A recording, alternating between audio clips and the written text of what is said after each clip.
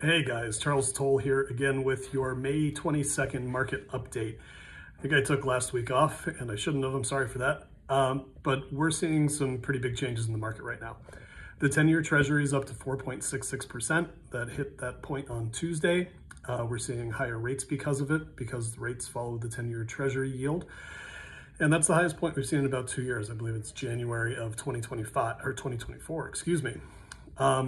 So we're definitely seeing an increased rate environment. We are probably going to see a lot of market changes because of that, not just with buyer activity, but what's going on with listings.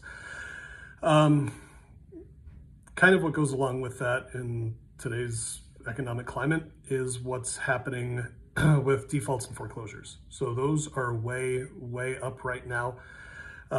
We are seeing foreclosures or foreclosure starts up about 12%.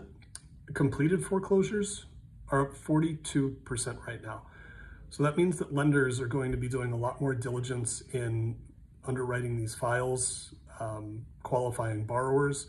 A simple pre-approval, it hasn't cut it for a long time, but it's even more or less valuable now.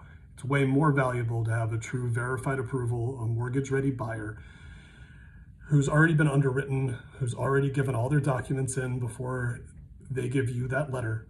And we're really going to need to lean in on that a lot more. If you are a buyer right now, if your pre-approval felt too simple, it's probably a red flag. If they're not asking for a lot of stuff, they gave you, or they asked you for pay stubs and W-2s and gave you a letter and turned it around without other questions, seriously question what that process was like. It doesn't have to be hard, it doesn't have to be complicated, but it is complex and they need to take their time to do it. If you're an agent right now, if the lender isn't calling you, that's a red flag to you.